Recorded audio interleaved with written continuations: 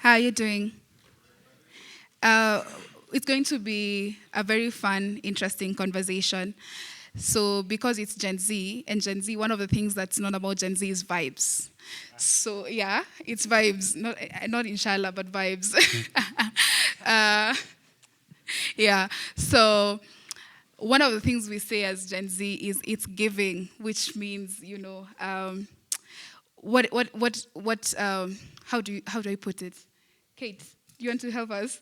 Something is pleasant, it's giving. Yes, it's giving. So perhaps you could turn to your neighbor and tell them what is giving this night. What is giving for you this night?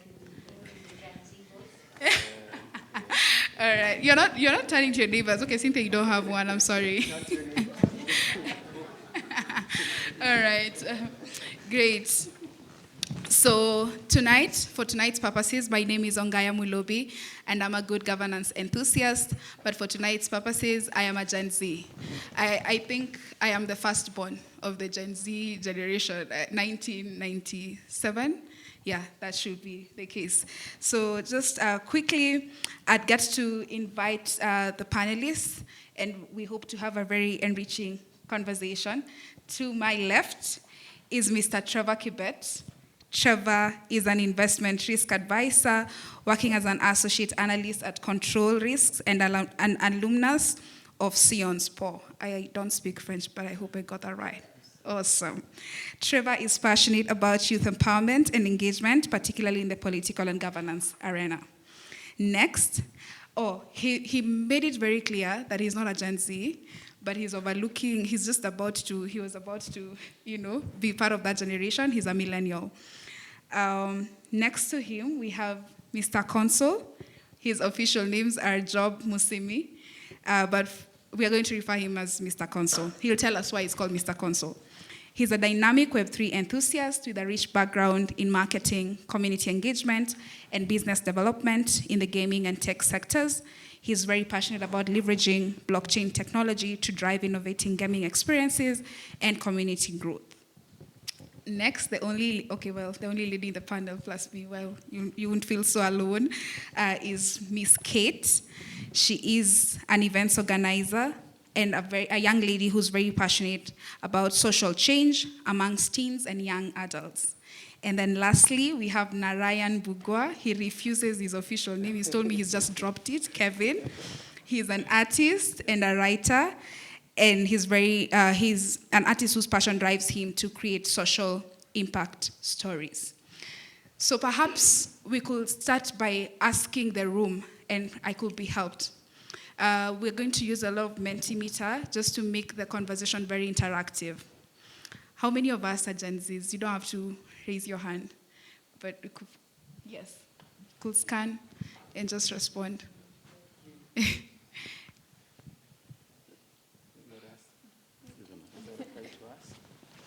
Go to www.menti.com, and then you input that code, and then you just get to respond. Or alternatively, you can scan the QR code. I hope my big head is not blocking. It is. It's a small one.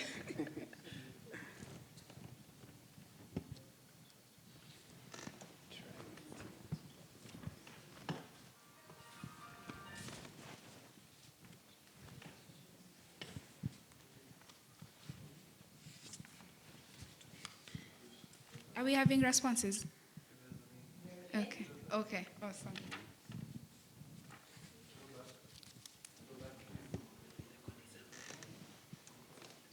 The code is up there.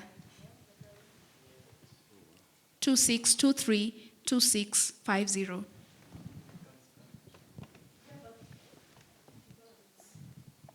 Okay. All right. Great.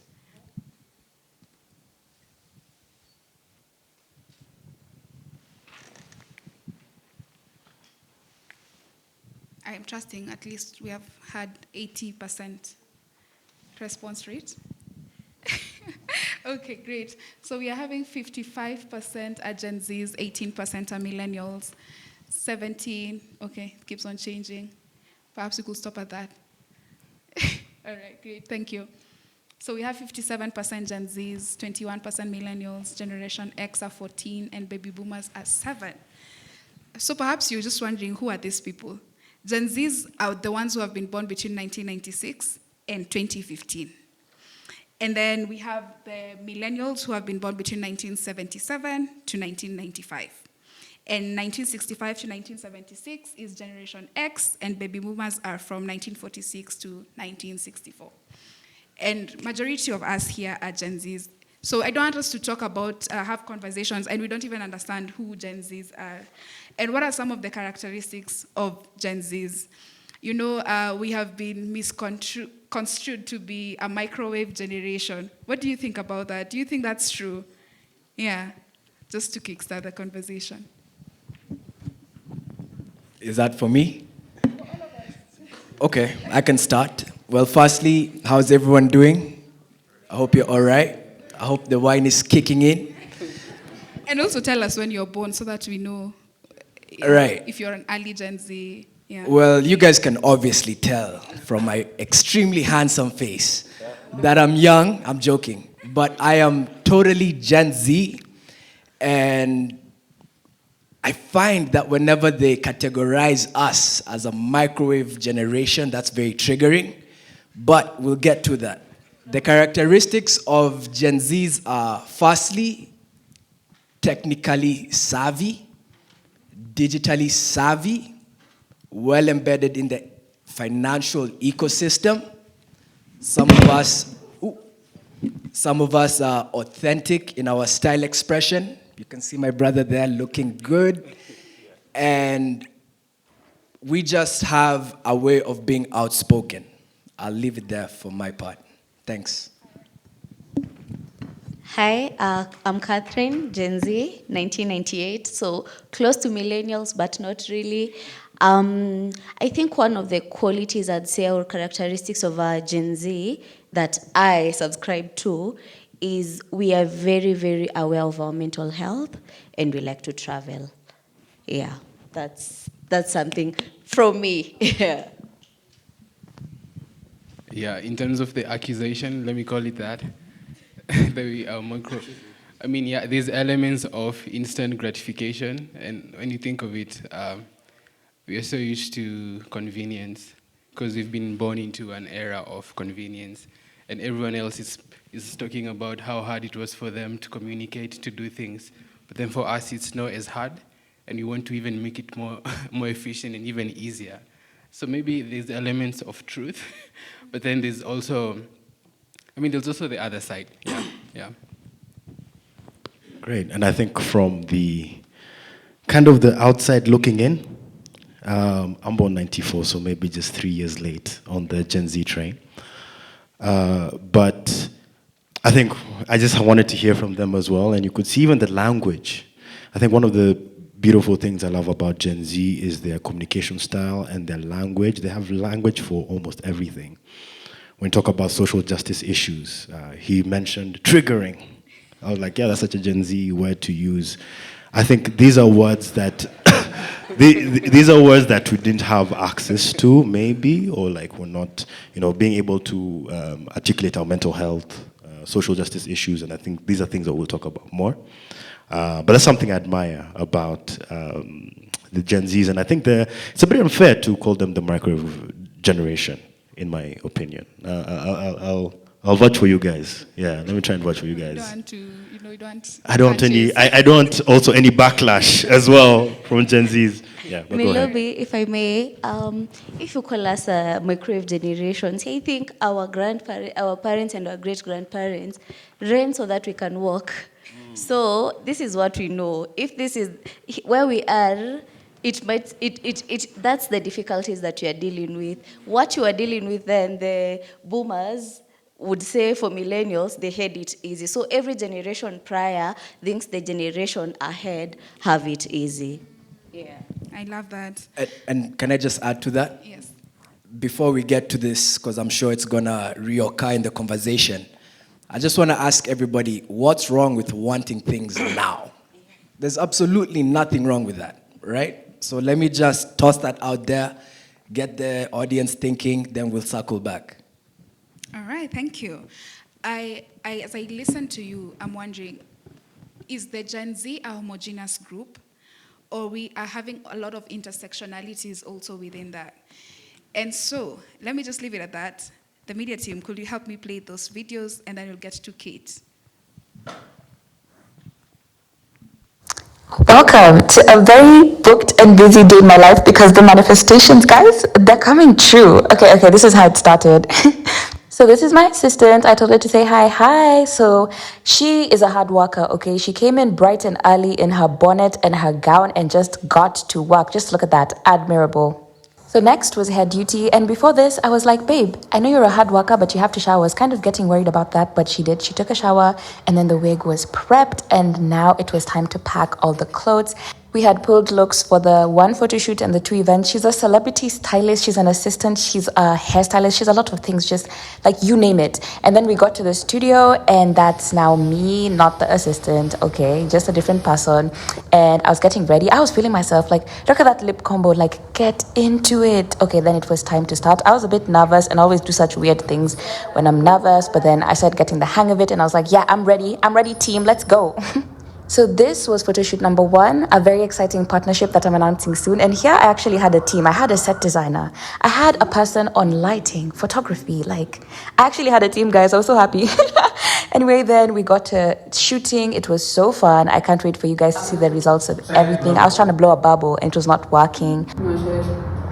So then I got home, I ate, and I changed into this outfit for the next event. And you should be proud of me because creatives don't eat. And here I was now eating. Look, I ate and I was also eating. Like, look at me. I was like, wow, is that me? Anyway, I showed you 2 different angles, and then I got to the event. And look at us. This is like 21st century Powerpuff Girls. That's Stephanie and Sue. We were here for the chocolate relaunch of Dairyland. It was a fun time. Got a little cocktail, and then, it was time for my next event. So this is Val. I know you know her, iconic. So we were at the Spotify and Colors event in Nairobi, which was amazing. The DJ sets were eating, and I was also doing what? I was also eating. I saw the red light and I was there the entire time just taking videos. This is why you cannot take content creators anywhere. But other than that, I had a really fun day. I was so tired. I started yawning, and it was about this time. I took this video. I said, hey. And then, you know what? I left, as any Nairobian does. And that was a wrap of my day. Just look at that. Look, hey. Okay, bye. The next one. My name is Kenyeji Promax. This is how I spend my weekend. First thing in the morning when I wake up, I spread my bed. I wash my face. Then I brush my teeth. Then I wash utensils.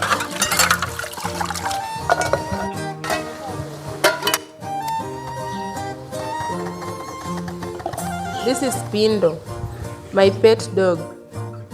Very playful. I head to the kitchen and start a fire. I'm not usually a tea person, so I just decide to cook maize and beans today. I watch TikTok videos as I prepare roast cocoa beans.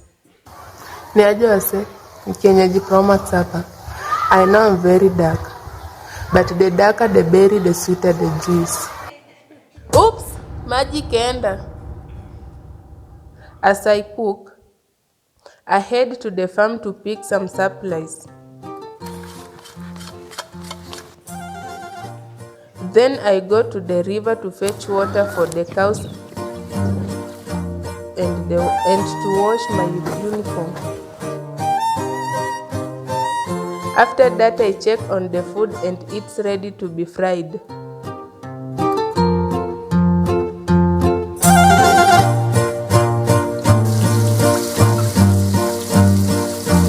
I finally take my lunch, and after that I read my novel in the shade.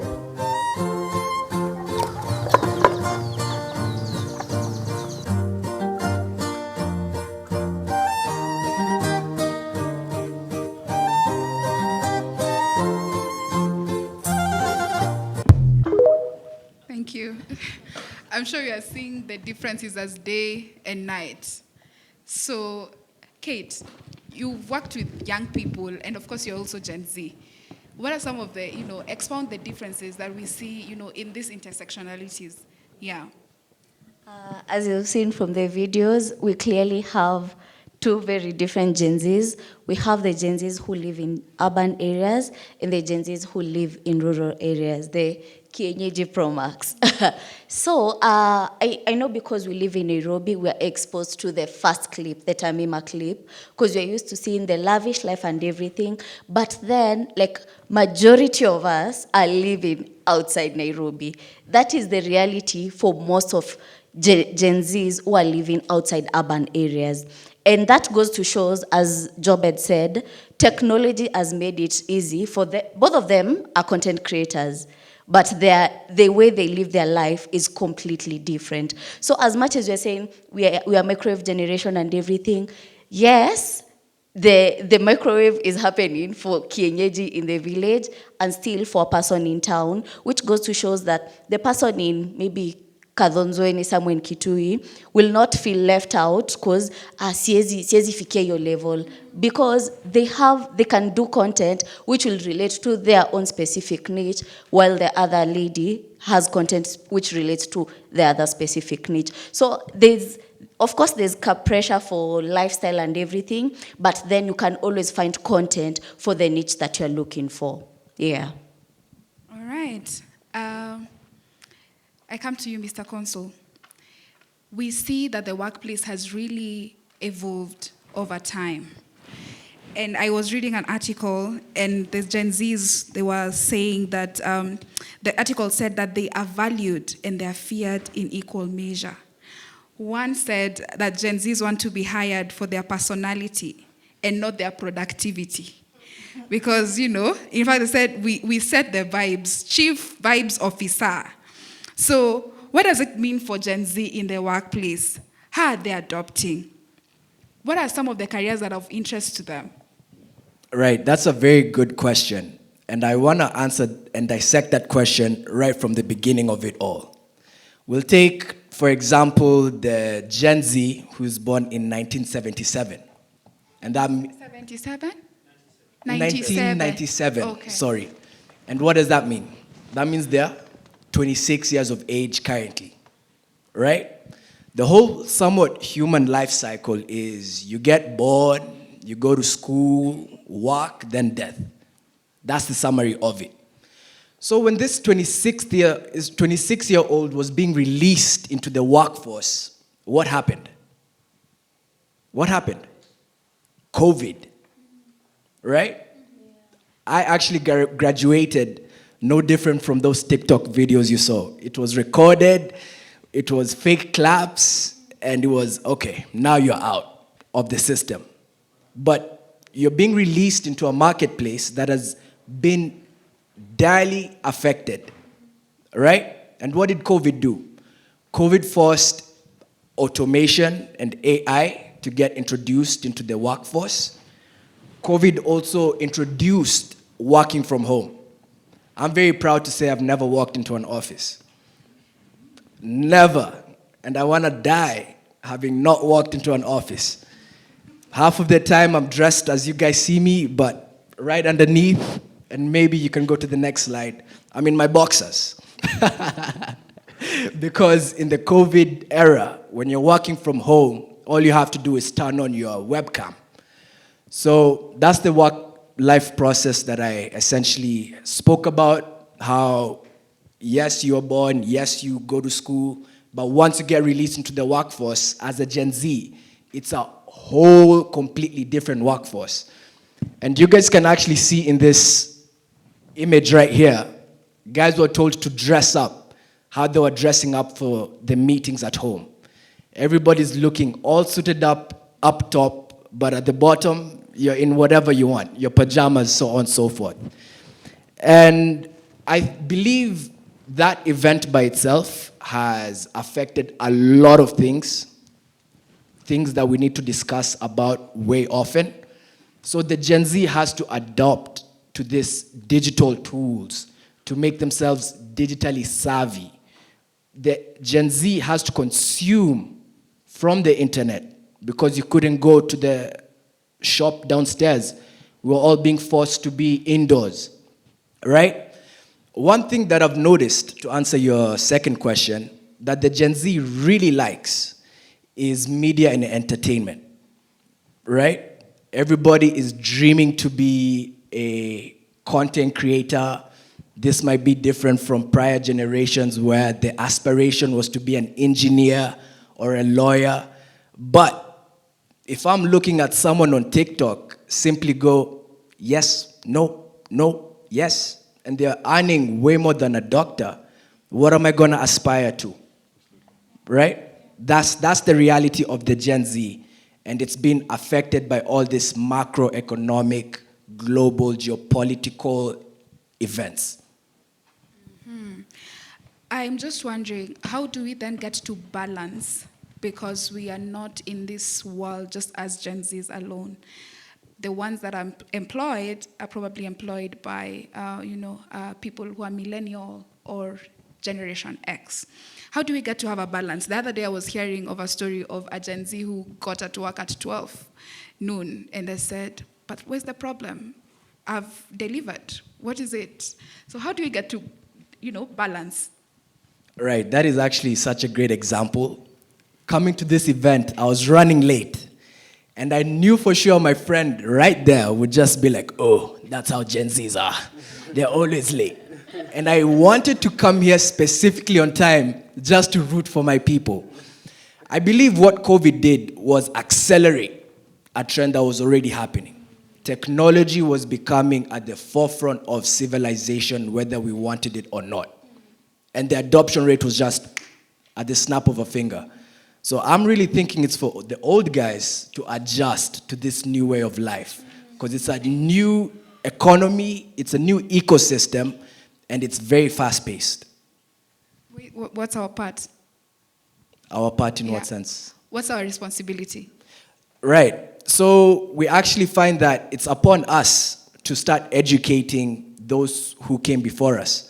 The other day, I was using ChatGPT, and I told my mom, truly, this is something you can ask ChatGPT. And its UI, UX is so seamless. Typically, when you start introducing new technologies to this older generation, they automatically switch off. They say that I'm analog, I cannot use this, I cannot do that, meaning zeh. But these digital apps are so seamless, so easy to use. And once we start embracing the patience of enlightening them, of the new day and age, of apps which will make their lives better, they'll jump on board and they'll be like, wow, I'm addicted to this. My mom's addicted to ChatGPT. I've never used ChatGPT, and I'm a Gen Z. I know, please, don't. don't. Oh, Cynthia, you're not Gen Z, but it's fine. But you've never used, okay, makes the two of us, all right. If I may, Melobi, I have a contradicting idea and opinion from Jobs. I feel the older generation, ansemanga usidharau mzee, ameishi miaka mingi anajua chenye anaongelelea. When your mom is coming to ask you something, of course, ukiwafunza, if you teach them to Google ama go to ChatGPT, they can get the solution. But you see, the human interaction is very important.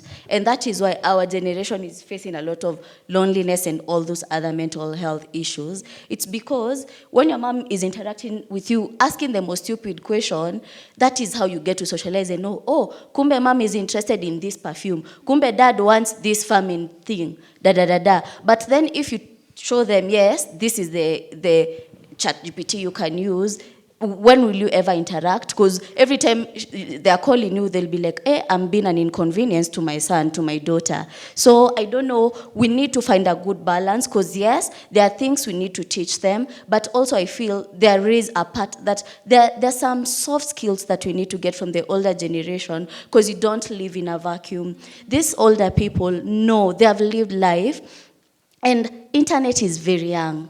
What you're experiencing, I feel it's like we are in an experiment, and they know life as it was. They have lived a longer time without the internet. So what they know is a bit more solid than the experiment that we are living in. So that's my opinion. I think we have a part to play, but still we can educate them on a few things here and there. Yeah. If I can contribute on the workforce, because I think I'm in the workforce. I think the worldview of a Gen Z is different, and Gen Zs, as a characteristic, they're very vocal.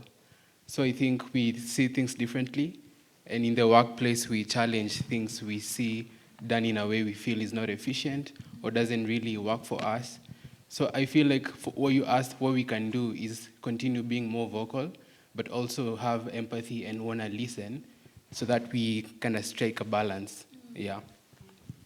Great. And sure, I'll just add on that. I think that's a very big, point. I entered the workforce about 6-7 years ago, and working remotely was a pipe dream. I remember entering the workforce and I was like, man, 5 days a week, every day, sometimes even 6 days a week, you're in the office, in your cubicle. And now we enter, the post-COVID world, and some people do hybrid. You've never been to an office before. That's a massive change. And I think even, speaking from a millennial point of view, I think there'd already been questions about life-work balance, things of that sort, that I think it's great that I see Gen Zs taking up more of these things. I think previously, and I guess this is part of where the resentment comes from older generations. It's because I think older generations, there was a culture of silence. Even when we're going to talk about the civic space at some point, but it depends on the country, but Kenya is quite democratic. But I think there's very much an open space to say, okay, this is what you feel, even in the workplace, you guys can express that. Well, it wasn't the case. Even when I was entering the job market, it was still kind of, there are people now starting to, I think these conversations have been, as you said, accelerated by COVID. But I think ultimately it's a balance. You also want, as you said, the virtues of our parents, hard work, being on time, keeping your word. I think those are things that are also important to balance. Yeah. You mentioned something about civic space, and John already alluded to the fact that there are Gen Zs are aware of what is happening in the democratic space and in the political space, but it feels like their hands are tied. They don't know how do they get to participate in this, and also another quarters thinks that they're disillusioned. What are your views? What is the space of Gen Z when it comes to democracy and politics and governance issues? Yeah, I think the emphasis generally has, and we had this conversation earlier, social media has been an incredible tool to push the political agendas of young people.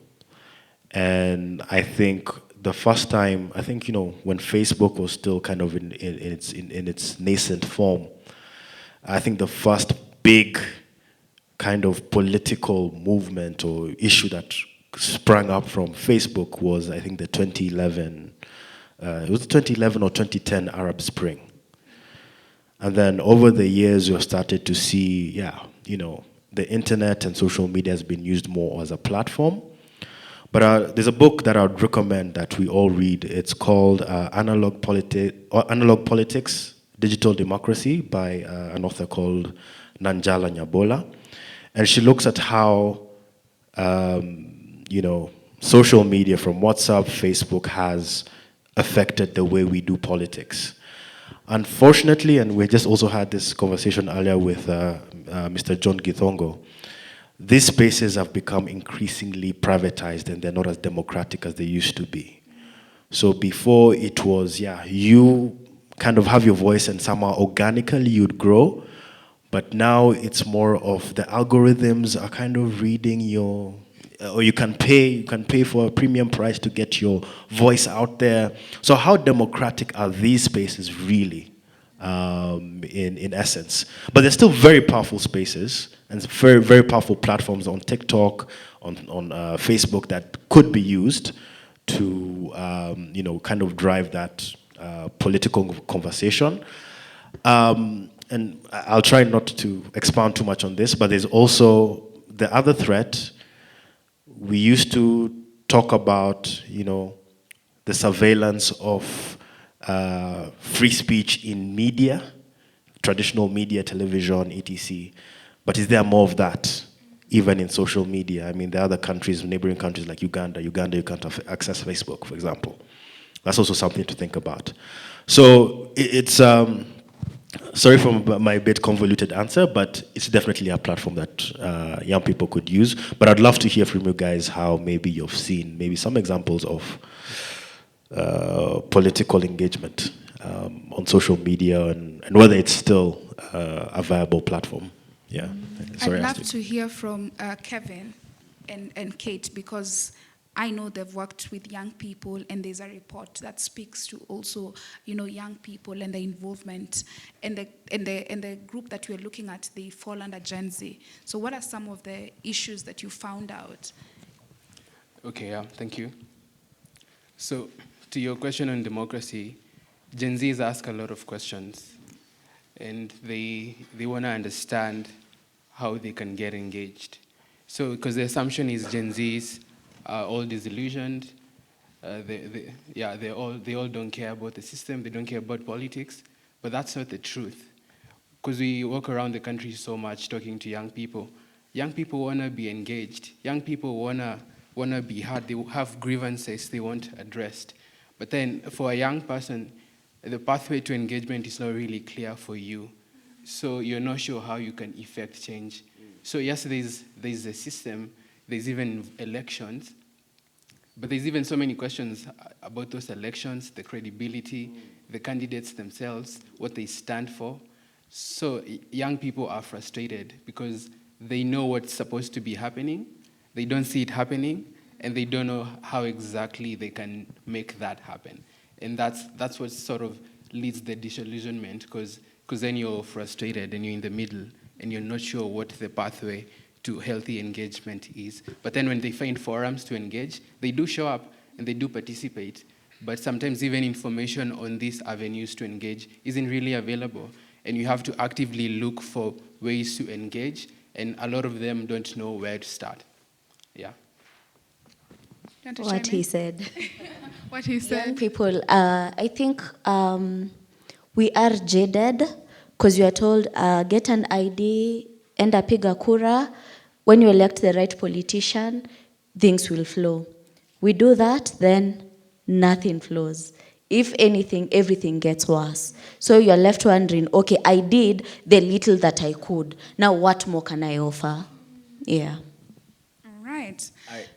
Okay. Let me just answer that. I'm not in the political space myself. I just like what most of you assume about Gen Zs, I'm completely disinterested. But I will speak a little bit about entrepreneurship and how entrepreneurship is a vehicle of social change. Right? Everybody's always running to the government to implement this, to offer clean water here.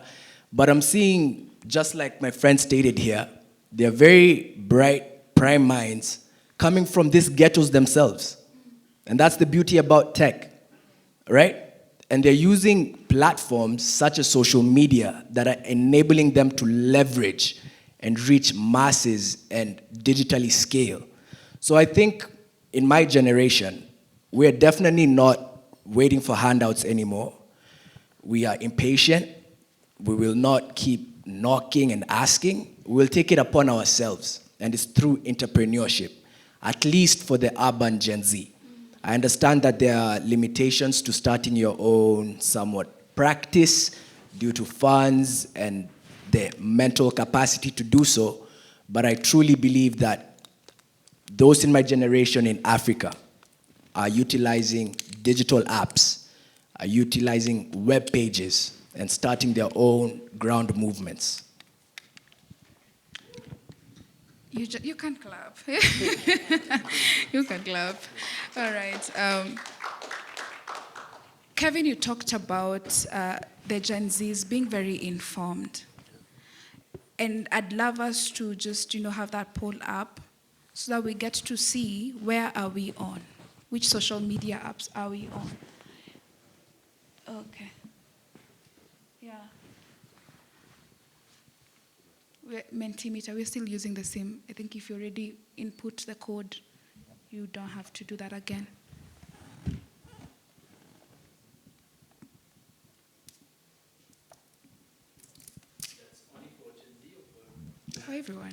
let's stop.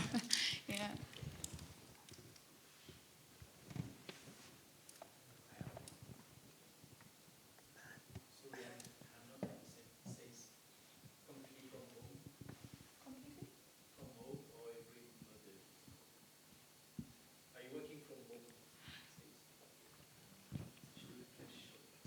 Yeah, you can refresh.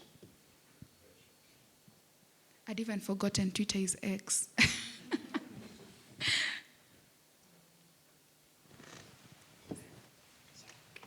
Okay.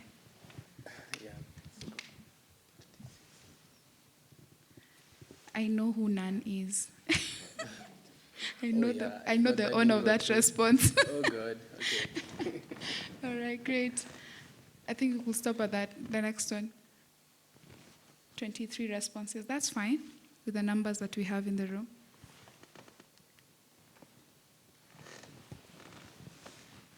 Next one. Yes. Where do you get your news or information from?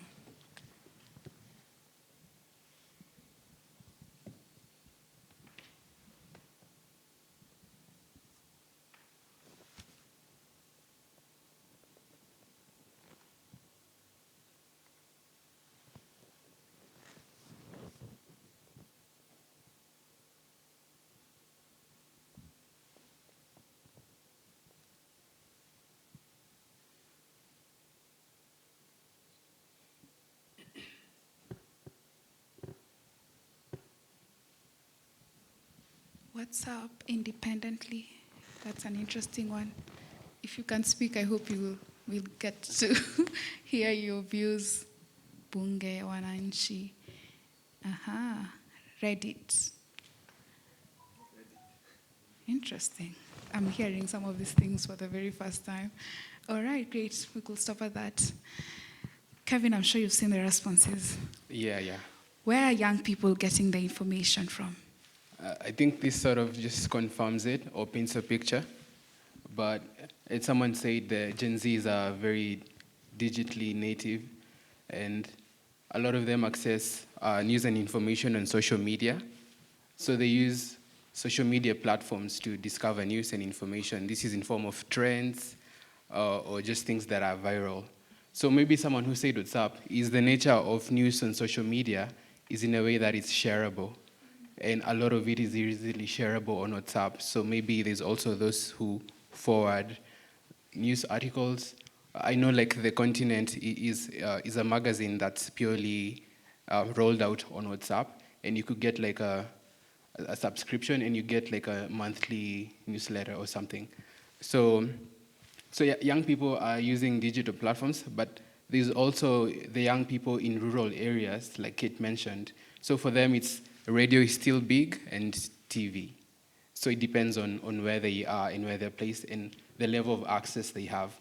But mostly for those who are digitally native and those who have access, it's social media, it's things like podcasts, it's things like blogs, it's news apps. There's news apps that sort of synthesize news, so you don't sort of have to watch the whole news. You can just see updates every day or something like that. But just really snappy things that are easily shareable and easy to find. Yeah. What kind of content are they looking for? And even as you respond to that, we are talking about a lot of misinformation that we are having. I thought I saw, a lot of social media. And, in this age of, social media, we also have a lot of fake news. So how do we get to deal with that? And how, as young people, as Gen Z, how do we get to verify information? Okay, in terms of what content they're consuming, that's really broad based on someone's personal preferences. But it's everything from entertainment to learning to informational content, like how-to videos or instructional videos on different, it depends on your interests. But in terms of misinformation and disinformation, yeah, I mean, it's a really big challenge because with then access comes access to everything, and now you have access to everything, and it's likely that you could get overwhelmed. So, and of course, there's people driving even political agendas on social media. so actively spreading disinformation. And there's people who are very vocal on social media, but they have no idea what they're talking about, which also leads to them spreading a lot of misinformation. And now the Gen Zs are exposed to all that. So in terms of verifying, there's those who do, depending on whether they're very exposed. And for those who verify, or those who fact check, there's websites and apps that you can use to verify information on social media, like TinEye. It's like a reverse search app. But then the most common practice is comparison or cross-checking information from multiple credible sources. Like if you saw something, you want to see if you see it on like 2 other sources you trust, because now that rubber stamps it for you. But then I'd also say I've seen Reddit, and the nature of Reddit is sort of like communities. And young people use that for verification of information. So, because these communities have very in-depth conversations and discussions, and sometimes debates. So young people sort of lack there to see information, to sort of sieve and sort of derive a standpoint based on what the conversation is. But those communities really help the young people also learn new things, know what's happening, because sometimes you find something that's trending and you have no idea. But then when you look at a conversation people are having about that thing, you sort of now sort of understand, and you sort of even have a personal stand. Yeah.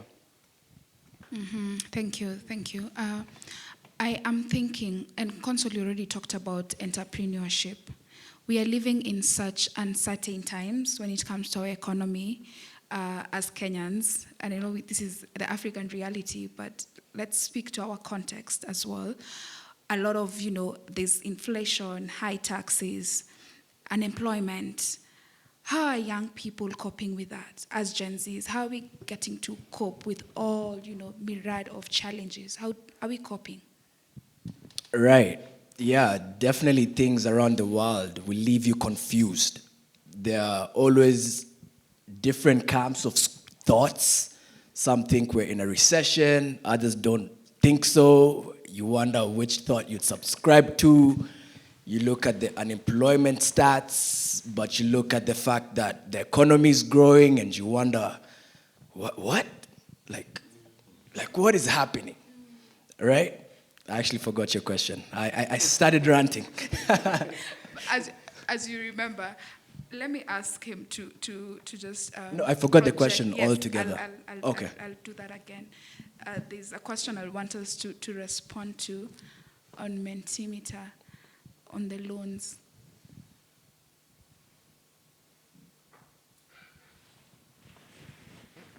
The question is right there. How many people here have a level of debt? If you have debt, just, pick debt.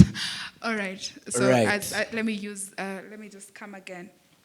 I'm saying we are living in such an unpredictable time with when it comes to our economy. We are having high inflation, we're having high taxes, a lot of high unemployment rates. How is the Gen Z coping with this? How are they maneuvering? Yeah, for sure. Now I've remembered. My bad. Sometimes I get too passionate and I forget what am I even talking about. But I think one thing that is very interesting to note is that ever since the World War, the Second World War, essentially we've been deploying Keynesian economic strategies, right? Where it's more government, let them manipulate the interest rates as they want, let them inject as much as they want through the physical monetary policies that they have. And this has definitely caused a lot of inefficiencies. There's a huge wealth gap that is increasing by the day. There's unemployment, which we've already stated. And I believe that this generation truly, in as much as you guys may think we're lazy, we're microwave, deserves a little bit of sympathy. Because at the same time, who knew COVID would happen and who knew the world would react as it is? So currently what I'm finding to be the trend amongst the urban Gen Z is in one way, shape, or form, relating to that question, you've taken some sort of debt. And with the advent of fintech... Okay, that's interesting. But with the advent of fintech, of Fuliza, of all these loan apps, which don't really require you to queue in the bank and verify your identification, money has become easily accessible. So that's point number one. What we're also finding in this generation, just like she stated, is that people are valuing different things, and I think to some extent the financial situation is pushing for that. At my age, my folks already had a house, right? I'm sure you guys have all seen that meme of, at age 30, my dad and mom are thinking about their second baby, and I'm 30 thinking, which shampoo am I gonna buy that has a discount? You've all seen that meme, right? So we're finding that this generation is now utilizing different passions to spend their money on what they can afford. I would rather travel than own a house, because owning a house just seems like a pipe dream. 30 years of debt? Sheesh, that is so heavy of a burden in these economic times. One other thing that I will also toss out there is the fact that by the year, we are having smaller families. If you tell a woman right now that I want 6 kids, she could, off that fact, dump you. She'll just be like, Ajay, in which economy? How? The fact that the economy is actually stifling people to have as many kids as they want, I find to be very sorrowful, right? It's very sorrowful in my opinion. But you come together with your partner, you look at your resources, and you're like, yeah, 2 kids can do. So those are the grand trends that I'm seeing that the Gen Zs who've been tossed into this post-COVID world are really utilizing to cope. That being debt, essentially minimizing your expenditure, and also having smaller families. You've brought out a very interesting perspective about, relationships, how the dynamics of relationships for Gen Z have really changed. And now there are terms of, even child-free. You even said, people want to reduce the number of children. But now we are having a new crop of people who are talking about, me, I'm child-free. I've made a conscious decision that I do not want to have a child. Even if you come and marry me, just know you've made that decision together. Otherwise, leave me alone. So, Kate, what are the dynamics of relationships when it comes to this generation? Do they really value relationships? And I'd love you to, just bring in the perspective of even romantic relationships and marriage. How does parenting, marriage, look like for this generation? I feel relationships are so bold. Which route do I go with? Okay, let me go first friendships. I feel like we are having less and less friends. Reason being, everyone is in their own cocoon. I work 8 to 5. My friend is a freelance. So if they call me to hang out, they want to hang out at 10. At 10, I'm submitting a report. I can't. Then when I'm free, they're on a night shift. So there's no time for actually us to interact. And when we interact, we have, now because we are so mentally aware, we are not forgiving. So if a friend does a small mistake, I'm cutting you off.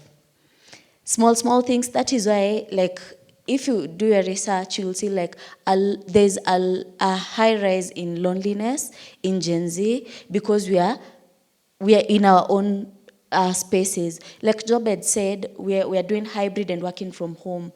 Formerly, people would go to work, you go to the office, and that is where you'll get 2 friends from the office. Then you go to church, that is where you'll get 2 friends. That way, small social places, that's where you'd get friends. But now, where we're hanging out, hardly, because you'll order your drink to come to your place. You're working hybrid to a company that is in Europe. So how will you ever get a friend? That is also a problem in making friends. So I think in the friendship area, we are struggling. When it comes to relationship, unlike the millennials, we are not dating older guys. We are actually dating our peers, which is quite unique. We are dating our peers, but there's also the factor of Mr. Gidongo laughed. I'm sure he has something to say. There is a concern because we are a generation of young women who are very, very empowered, but then we are having to deal with men who are not as empowered to the place that we are. So kuna ka disparity flani when handling relationships, because it's do we go 50-50 in this relationship? Do we still keep the traditional way of dating and you will be the man and I'll be the lady? Kuna kashida hapo. Then on the side of family, it's hard because we are the generation that doesn't want to live in shags. Majority of us, because we are getting opportunities to travel and everything. So our parents, like, they're on their own and we are on our own, which is sad that our parents are ending up being alone. But it is also, I think in relationships we are struggling generally, but I feel we do value relationships, only we need to find a good ground on how to run the relationships. Maybe empowering the men a little bit more. I don't know. Yeah. I definitely agree. We need to empower the men more. Come on, we're the men in the room. I think one thing to also toss to relationships is, especially for the African society, I don't know if this used to happen before independence, but we've somewhat become westernized, right? There's the advent of homosexuality, there's the advent of gays, so on and so forth, which is interesting to see play out, right? Yeah. And it feels like in an African family, that is a topic you'd not speak about, hence explaining why children are not interacting with their parents, because maybe somewhere in Mombasa, Job is dating John. No, I'm not saying you are. It's an example. Maybe in Mombasa, where Job works, he's dating John, but when he goes home, anuliza untaleta bibi lini? Now, because you want to avoid the conversation, because you know you will never bring one, you kind of just distance yourself from the family because you don't want to have the awkward conversation. Also on the dynamics, on the Gen Z relationships, it's also changing because there are so many new labels, and there's also people who are against labels. You see people are dating, but then like, we don't want to put a label on it. Yeah. Or they're just friends with benefits and they both understand that. So the Gen is people are very self-aware. And I think people are struggling to find someone who is identical to them in terms of their belief system, their value system. Because now everyone in Gen Z is prescribing to something, and maybe you find that in a relationship, that's clashing. Because like she's asking, do we go traditional, do we go, because now there's that. So unless you find somebody who you're fully aligned with, it's gonna be a bit of a challenge, yeah. We talked about the ability to develop soft skills.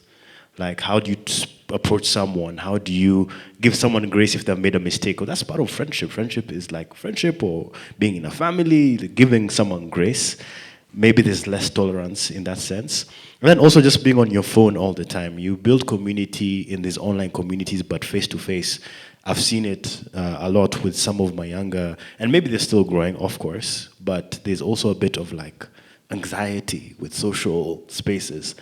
So that's also something that could be an issue. There's another one as well on the gender dynamics. Income, I think, is a big part of it. You know, women being empowered. You know, I think before it was, you know, in the house, the head of the house is the man. Also because he's empowered economically and makes the decisions of the house on an income basis. But now it's kind of balanced. So it's now trying to accommodate two people, literally, rather than just saying one person. So that's an interesting dynamic to also think about, yeah. But I'll just leave it there for now. Actually, I wanted to come to you. Where do we find our identity as Gen Z? What is our identity rooted in?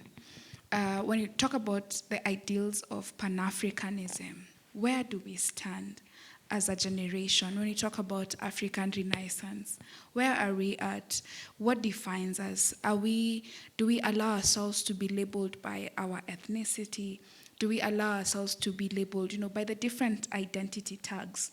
Where are we as a generation? And I know after he gets to respond that, I just want to throw it to the audience to give in our comments and also, questions. So I'll go back to something that was mentioned about this generation and how we consume media. So it's so interesting, the irony of the ubiquitousness and like the many media platforms we have makes us confused about identity. Well, in previous generation, there was only one source of media, that was KBC or the newspaper. So you're hearing so many different voices, and it's really hard to, so many different ideas, which is beautiful, but it's so hard to kind of root your identity into something. Or also just the whole idea of building community. So you build community in your church, or you build your community from your work. But now there's so many, even in the gig economy, I've talked about the gig economy, it's so hard to kind of build that identity or community. But I think from what I've learned, and I think it's actually a good thing, there's more nuance around identity politics. So I want to go back maybe to now what you're talking about, like, the introduction of the conversation around LGBTQ plus. Some of the language I'm also learning from the Gen Zs. This language, like, I'm trying to, sometimes I forget intersectionality, triggering, I have all these words somewhere. But there was this one about gender fluidity or gender non-conforming. So essentially, gender non-conforming is saying that I don't actually identify as a man or a woman. You can call me they, or things of that sort. So I think there's a fluidity to that. Even Pan-Africanism is not as, I don't think it's, so there's so many ideas. Even for me, I'm confused trying to list down. But I think what it also does, it gives an individual space to discover themselves, an individual space to define who they are, and you don't have to follow the crowd. If Pan-Africanism is not something you subscribe to, fine. Maybe I subscribe to we are all a human race. I don't know what to call that, So there's so much more space, I guess, for that independent thought, which I think is a good thing. Even when you think about and I guess we're going to come to that. Even the nationalist politics you have seen recently around the wars, conflicts, Russia, Ukraine, Israel, Palestine. I'm not sure if Gen Zs really are as nationalistic as others. And they say, we're also the human race. Why are we in this war, So I guess that's my observation, but would love to hear from the rest of the folks. Yeah. Want to add? Yeah, I can add to that a bit from a marketing perspective.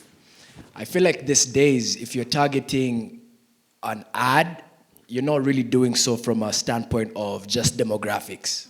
I'm not just shooting for a Kenyan 18-year-old in whatever region of the country, right? I'm shooting for their interests. We are in I guess it's called psychographic environment, where I'll subscribe to people who like food. I'll also subscribe to people who like sports, more like this different identities, especially with the advent of the internet and also the advent of being able to meet so many different groups, especially on Reddit, allows me to have all these different faces because they're all part of me, right? One thing I'll also speak about is the education system. I studied the IG system. I can't really speak too much about the 844 system. But majority of what I was learning was the white man's history, right? I was learning about how Napoleon took over Europe instead of how the elder in my tribe was respected.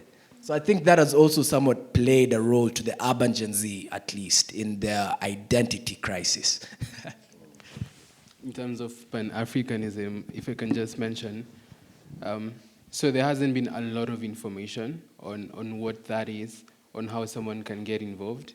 But I'm proud that there was a launch of a Pan-African Institute in Makueni, and they're going to be teaching African history, black history, and it's black people from all over the world, because any one person of color originated from this continent, and it's important that we share their stories, we celebrate them wherever they are. And so there's such things, and I believe now that it's been formed, we're gonna learn more and more about it. But then there's been people who've been interested, but then they haven't had access to the information, or even communities they can be part of that are Pan-Africanists. Yeah. I want to throw it to the audience. Comments, and I know there'll be a mic that will be roving. You will just shoot your hand up. Yes, there's someone at the back.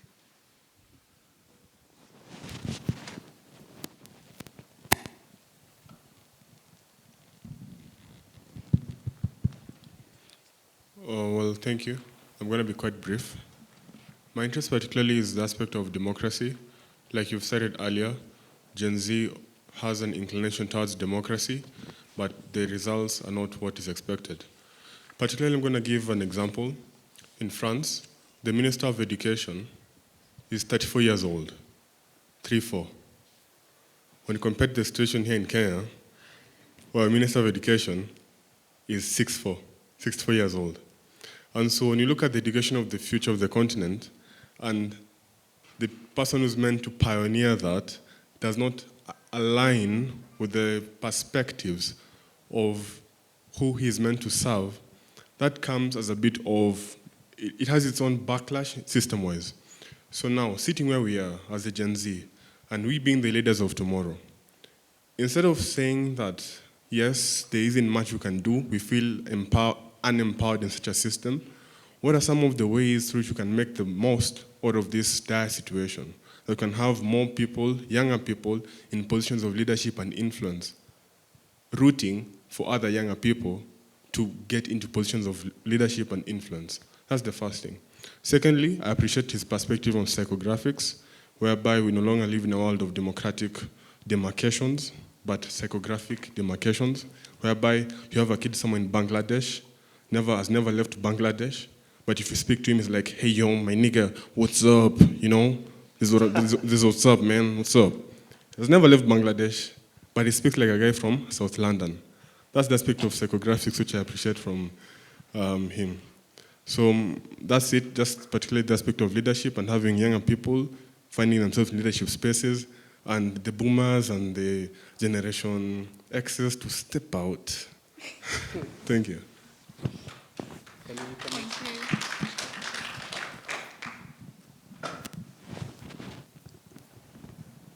Thank you so much to the moderator, Mulovi, and the panelists as well. I think the prompt was, where do we find our identity?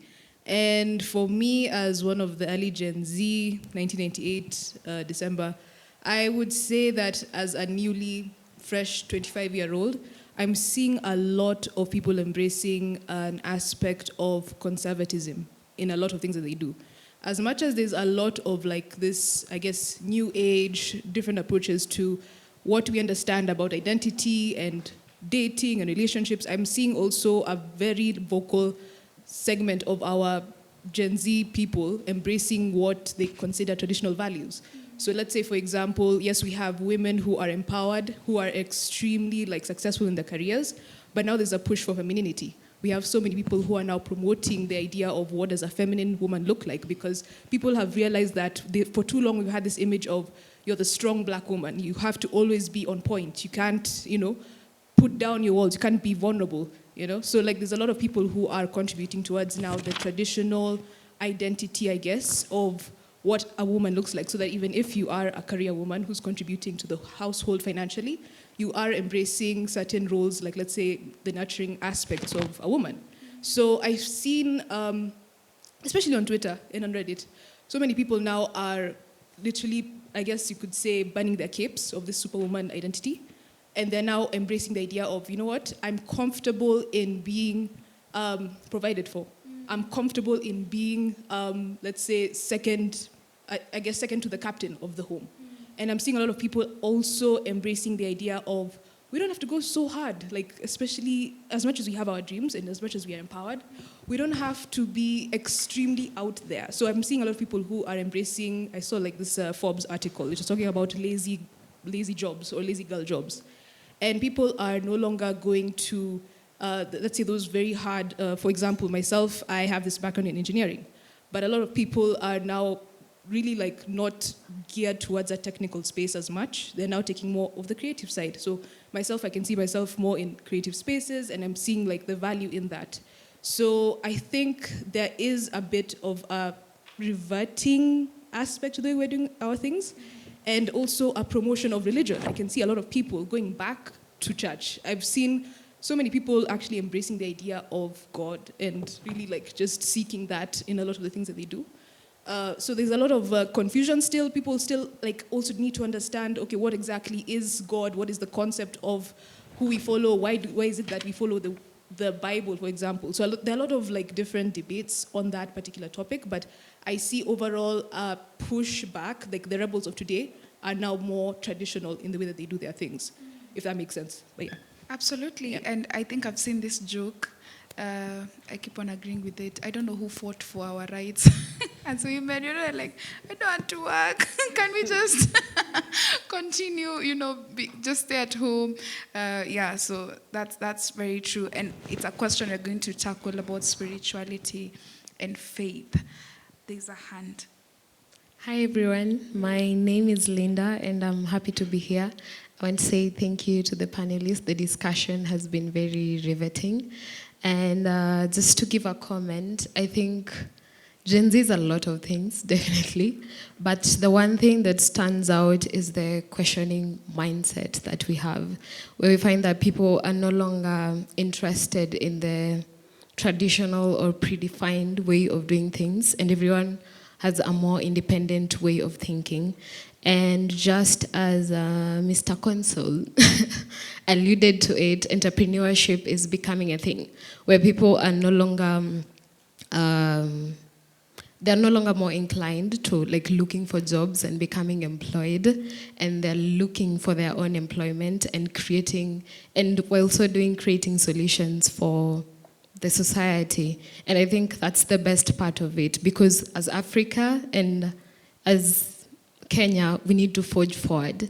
And we are not going to wait for someone else to do it. We're going to take the mantle and do it ourselves. And if you're going to do this, then independent thinking is going to be our best, it's going to be our best trait, right?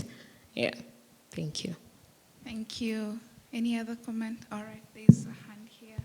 Then we'll come back to the panel. Thanks for such a wonderful presentation. I have two questions. First, I don't understand the millennials. I thought the millennials were born in 2000. Really?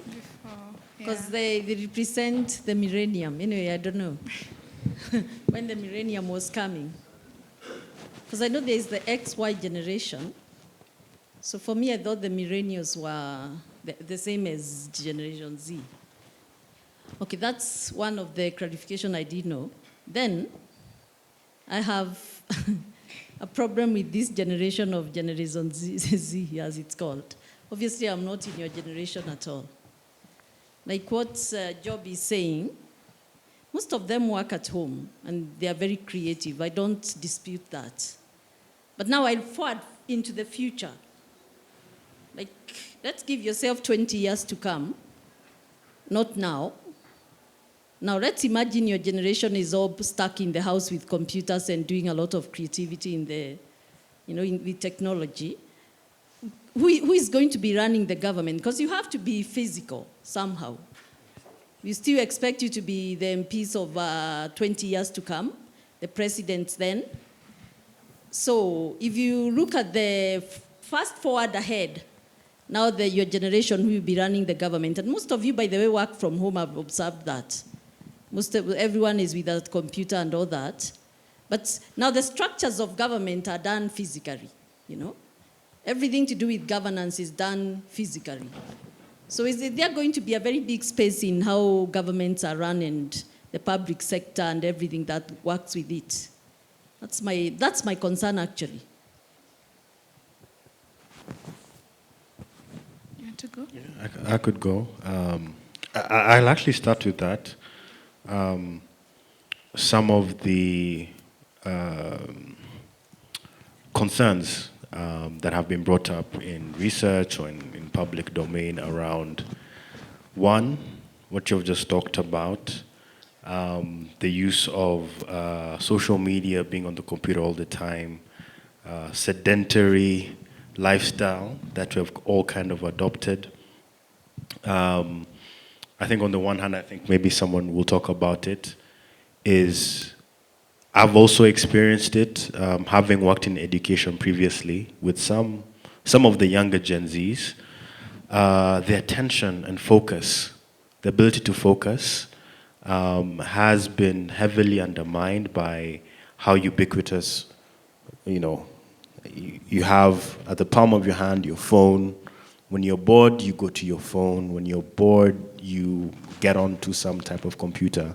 So I think that's definitely a concern that I think we need to address and think about as educators, as people who kind of think about the growth of Gen Zs, because Gen Zs, they range from, I think, 13 years to 27 years, so a big bunch of them are still in the education system. So that's one thing to also consider. Something I've also been concerned about, and something that was mentioned, was I feel like social media is also designed to create algorithms that are catered to you as an individual. So they really kind of have hacked you as an individual. I was actually talking to a Gen Z before I came here, and I was asking them, okay, what's the fascination by TikTok? Because I'm not on TikTok. It's like, he told me, like, TikTok literally can read your mind, quote unquote, in terms of like the type of content you like. And that's why it's so addictive. Like, yes, you may be an engineer, and it'll bring engineering content that's super compelling. So that's something to consider. In terms of the running of government and running of institutions and various organizations and companies, I think there has been a concern about the growing lack of vocational skill set, be it plumbers, be it, I'm trying to think of another one, electricians, people with these technical aspects, and that's something I think maybe the next 10 or 15 years, because I think the emphasis now in the education system is teach these kids how to code, which is fantastic, but are they learning plumbing? Are they learning, home affairs, home cooking, whatever, those vocational training that are critical for any running of an economy, of any society? That's a very big concern. I think in the next 20, 30 years that we'll probably see in the workforce, and plumbers will be very expensive, I think, in the near future. And I think I'll just maybe go back to one question of the demographic. I mean, just getting youth engagement and youth in public spaces, because I think that's something I'm very passionate about. I think, unfortunately now, I guess in the African and Kenyan context, there is a culture of gerontocracy, which is also a good thing, where we defer to our elders who, yes, our elders are the ones who know best. But in reality, with these demographic changes, I think there's definitely an opportunity to capture the majority that will now be, I think, under 35. Majority of our population will be under 35, if not already. There's an opportunity there to really appeal to our own demographic, and in the next few years, we'll be able to really create more spaces within, in government, but also having, being in the working world just for a bit. There's also something to be said about experience. Don't take it for granted. The experience and the networks that it takes to build, even political networks in the political space, being able to, stand on a podium like this, to speak to people and communicate an idea. It's not about, yes, you could be 24 and really talented, but that's very rare. People, it takes years, even 20 years to really perfect that craft. So yes, there is something to be said about maybe someone, when you say the Minister of Youth in Kenya is, I don't know what his age is, but I'm just saying, if they appoint someone 50 years old to present youth, that's something to be said about that. But there's also something to be said about, we also need to humble ourselves a little bit and say that we still need some time to build our craft and build that skill set, the soft skills, the network, to be able to access those spaces. And I'm sure there are people who will emerge, young people who will emerge, who will be able to do that. But yeah, I don't Maybe, know. Okay. On engagement, okay, I hear what you're saying, but a lot of decisions about young people are made by old people. And that's a problem right there. So what needs to happen is, what you're saying is correct, because the young people need to find a way to penetrate, but we also need to look at the system and see how we can create more avenues for young people to sort of have these positions in policy decision making, or avenues in which decisions about them generally have been made. But I think what I can say to the guy who spoke about democracy is that we're going to have a shift when the young people realize that they're the majority and that they have their say. No one person can have any political position without the votes of the young people, of the Gen Z in particular. So if Ruto is going to vie for presidency 2027, he's definitely going to need young people to come on board on his campaign. So if young people could realize the value they have in terms of their numbers, the ideas, we can rally together and have like a candidate. Because there was an institution that sort of rallied young people to sort of have a youth manifesto, where young people come together and say, yes, those are old people, they don't represent us, but what do we want? What are our needs? What do we want addressed? Because then young people need to sort of have something they stand behind and something they can rally and something they can push, and even candidates they can advocate for, people they trust, people who have a good track record. Because now it's like we're forced to choose between two devils. And that's it. Like you're limited. But if you had more options in terms of the people we can vote for, even us as the voters, we need to even look at what are we looking at when we're voting for somebody. Because you want someone who has money, because you're like, they're not going to steal, because they already have money. But we've seen that doesn't work. So we also need to think about who are we voting for. And if those people do not meet our criteria, then why don't we set ourselves up to be the ones in the ballot? Yeah. I know I'm not a panelist, but I think her concern was digitization and how we are so addicted to digital media, and governance requires your physical presence, I think we need to find balance in that, because I think even the current government has looked into how to digitize services. So I think technology is not something that we can run away from, but we need to find a balance as this generation. How do we get to incorporate both, technology and digital ideas together with, your physical presence, not forgetting, the people skills, getting to interact with one another. Yeah, I think we need to find a balance for that. Yeah, we cannot do away. I think where we are at, it's just going to get, we're going to have more technology as time goes by. Yeah. Yes. Just add something. Thank you, my dear friend, for mentioning the young Minister of Education in France, Gabriel Attal. Great guy, 34-year-old. Believe it or not, it's more complicated than what you say. But he's presenting the most traditional education system we have ever seen for 50 years. He wants to go back 50 years ago. He wants to go back to uniform at school, which is in France incredible. So it's more complicated than when you say. This young minister wants to apply a very old politics. So that's quite funny. But it's very interesting. And what I wanted to tell you, and you are absolutely right, the social media give you what you want. And that's a big risk, the biggest risk, I think, of the Gen Z.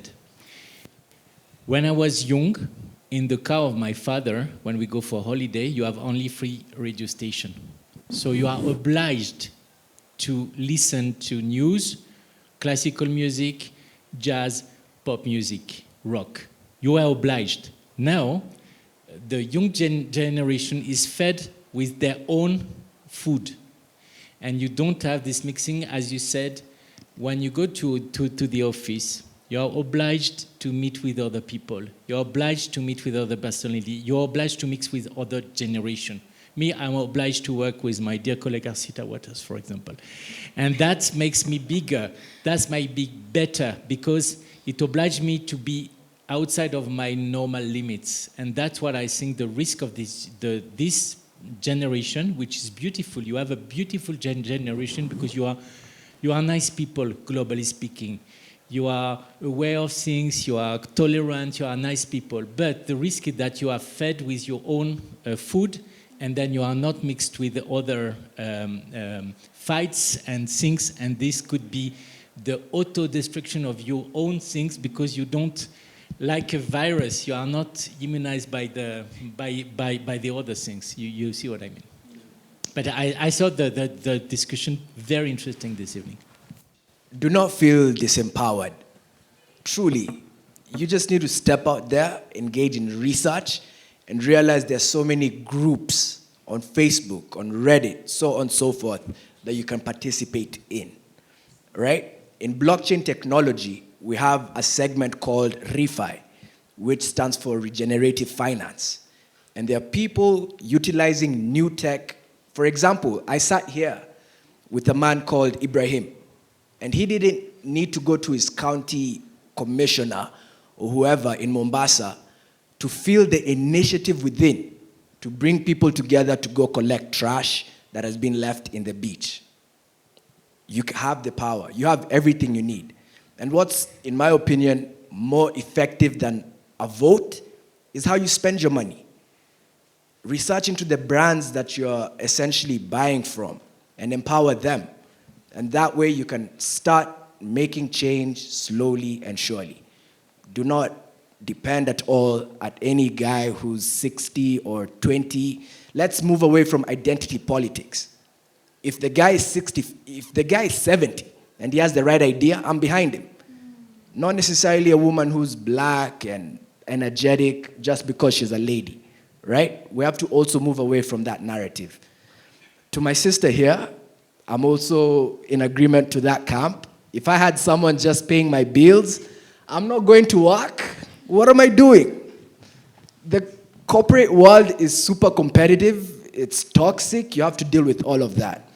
But in the same light, I'll agree with my gentleman here, and him too, that maybe it's your algorithm showing you that women are becoming more subdued, because the trend shows that there's a little bit of friction.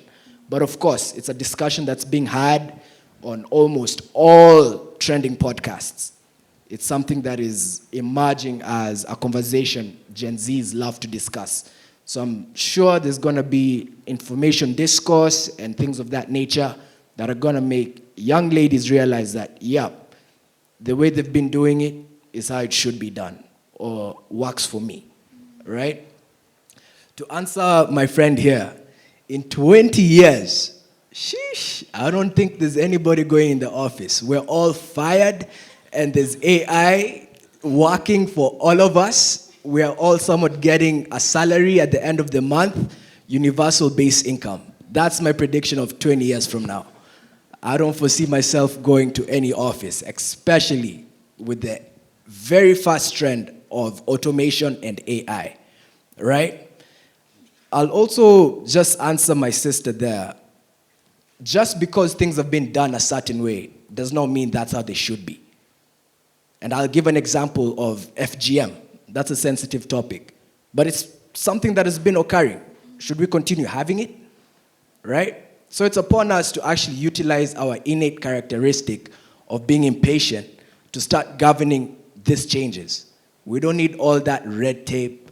We don't need a boardroom of leaders, self-elected, to fly to Paris next year to make up policies that nobody's really gonna follow up on. Change comes from us, like he said. And we have been somewhat programmed to feel little, to feel like we can't really push the needle. But I want to make you all believe that through the decisions you embark on, you truly can. and entrepreneurship, in my standpoint, has done a lot more good than government.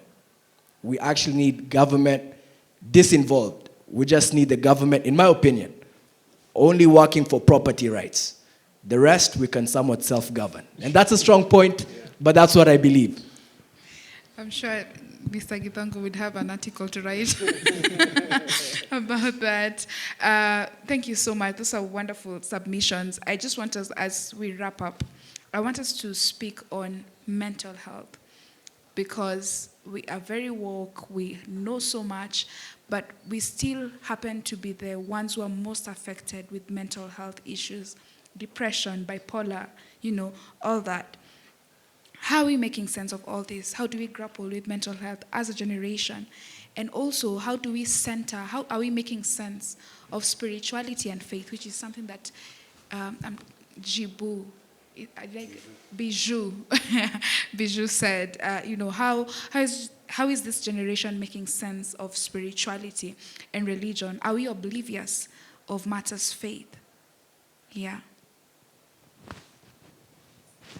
We could have two people address either the questions, and then two people address one, then we get to wrap up. Yeah. Okay, maybe I can do the religion. Okay. Okay, that's a controversial one, tricky one.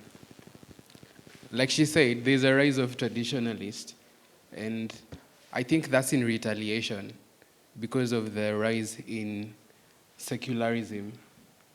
So the traditionalists are having to rise up and sort of stand and rubber stamp the values that they stand for, because they are afraid that if they don't do that, there's a risk of that being eradicated. So everyone's who's like acting up, asking for guys to go back to tradition, is acting out of insecurity.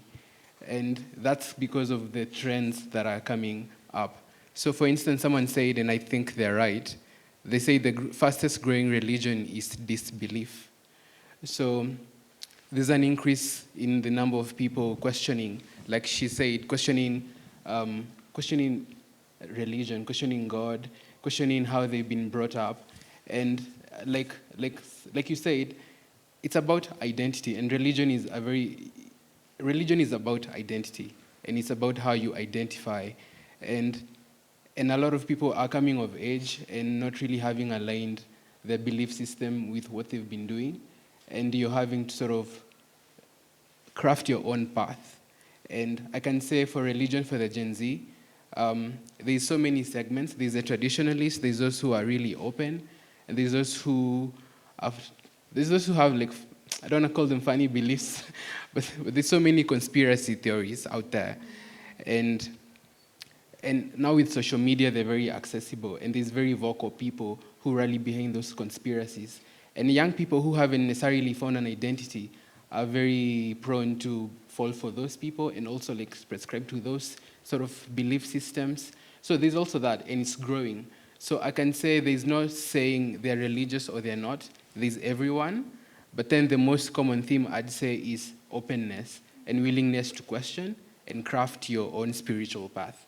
Yeah. I'm with Narayan. I feel like as Gen Z, we have kind of combined mental health and spirituality, because I don't think most of us subscribe to religion. Granted, we are Kenyans and religion was introduced to us by our colonizers. So there's the questioning of, is the religion that we know actually serving us? But there's also there's also a category of people who believe I can pray and meditate. So they are spiritual, but they are embracing their mental health. So it's a combination of both, because there is a belief in a being. It's just that we have yet to know how do we want to follow this being, because the way our parents used to follow the religion, it was like you go to church, you pray and everything, but then for us, online church, If you're not feeling all like church, we believe that you can pray for yourself and things will be okay. If you're having a bad day, if you go and lie on the grass, you will earth yourself and that works. So there's a lot of combination between borrowing of different aspects of different religions, and also trying to understand the thing that we were told not to do before colonization. Was it the thing that was actually working for us? Like Narayan said, there's a lot of theories on different religion. So I think we are trying to understand what exactly can serve us, because not everything is serving us. Yeah. Yeah, let me also add to that. Firstly, the worst to speak about religion, spirituality, and mental health. I try to avoid those topics as much as I can. But I'll just share my opinion here. Well, we're the generation who are known to be questioning things, right? So there's absolutely nothing wrong with questioning institutions that have not, at least from how they seem to be operating, working for us. There's absolutely nothing wrong with that. If you're going around finding your own identity, I encourage you to do so actively. Do whatever you need, however you want. Just don't go too extreme. Right. I also want to talk a little bit about somewhat this new emerging wealth, right? We've seen the blossoming of the middle class. And of course, this comes with certain lifestyles, such as gymming or yoga. And inevitably, if you engage in yoga, you start subscribing to Zen Buddhism and all these other beliefs, right? It's the fact that you're doing well that got you into that gym yoga class, but now you're engaged in a practice that if you want to take deeper, you'll have to somewhat subscribe to this new beliefs. One thing we've also spoken about is the high taxes, the inflation, the economic uncertainty. And what this has essentially done is birth this new cult leaders, right? The likes of Andrew Tate, who are speaking to heartbroken men who have been bankrupt by the system. And you start somewhat subscribing to new ideologies because the old is not working for you. You're in a space of pain, you've been heartbroken, you're somewhat in debt. What are you going to do? They always say that religion is the opium of the people, right? All right. Yeah, and I think just to speak about mental health, I'm really lucky within my organization. I am a mental health champion.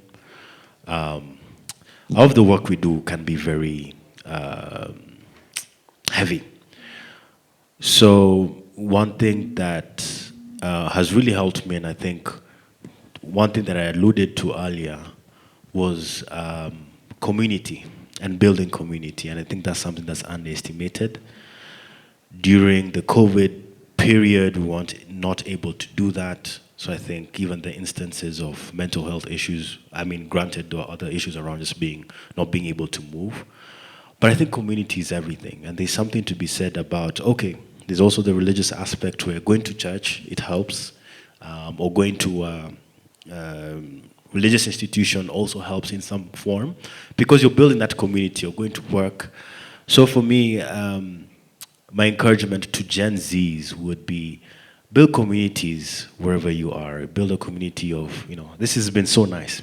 I feel like I'm connected with people when I'm talking about something like this.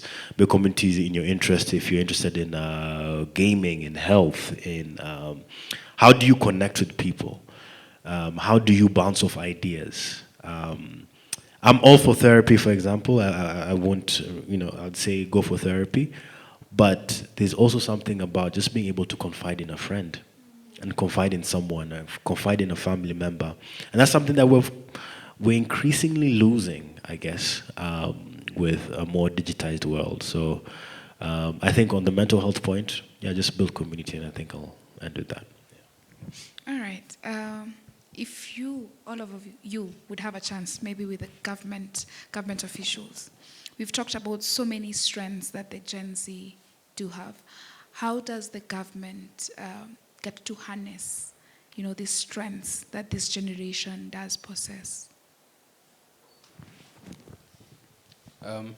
I guess it's already happening. Like we saw the president, and I'm not rooting for the government, but I know there's some things, he's had conversations with these people who run the social media platforms like TikTok on how Kenyan content creators can monetize their content. I think also Facebook is in the pipeline. YouTube is already monetized. So the government can tap into the spaces that Gen Zs are sort of running to, and we can see how we can create policies and partnerships that sort of boost those engagements and those partnerships with these platforms or these organizations that sort of boost young people and what they want to do. There's also the element of education. I know now there's like a robust conversation on the Kenyan education system because they want to change the 844 and there's the proposed SBCC, I'm not sure. And it's had so much controversy. But I think we can never have enough of that. And we need to constantly look at the convergence. We need to look at the direction everything is headed and make sure that the policies, the recommendations in terms of the reforms for education are sort of serving the needs of the workforce and the emerging needs of the generation. Yeah. Yes, Kate. I think Naren has said like the government called the influencers, asking them how they can get money from the social media platforms and everything. Then it's the same government that's going to tax them a lot of money. I feel the government should just do the best that they can. Like what wanasema, reduce taxes. Do that. Like just if the constitution says money should go to a certain thing, just do that before you ask what Gen Z wants, because Kenya is not all about Gen Z. We have millennials and all other people. Do what you're supposed to do. Before you start, what other ideas do we have? No, the ones that we had, kwanza implement those ones, make life better for everyone, then we can now talk. Right. If I was to sit down with a government official, firstly, that would deserve a photo because that's a very rare occasion. But what I would definitely tell these guys is focus on providing infrastructure and leave the rest to flow as it is. And also maybe democratize finances a bit further, because we all know that the government also offers grants, loans, and other somewhat incentives. And maybe more for the youth, because we have smart people who are digitally savvy, who are techpreneurs that can create products that will push the economy forward. That's really the camp I fall on. For example, we saw with the government recently taxing the crypto and social media scene. That's very uncalled for. They don't even understand blockchain. I work in blockchain and I don't understand blockchain. It's an upcoming technology and you already want to stifle it. So just ease a little bit on the taxes, focus on the infrastructure, and the rest will come naturally. I trust in the bright minds in Kenya that I get to interact with often. And I completely agree. They've said everything. Create an enabling environment, be it with tax incentives, infrastructure. Our competitive advantage as Kenya, and I think as the continent really, is our human capital compared to the rest of the world. And I'd really encourage our leaders to invest in research, in our education, in really capacity building our people, because that's where the innovation will come from, the entrepreneurship. If you're talking about technology, those things, we want to see a version of Microsoft and Apple coming out of Kenya, and we become the biggest exporters of tech products in the world or something of the sort. That would really take us to the next level. So I really think that's where I'd encourage our leaders to kind of look into. Yeah.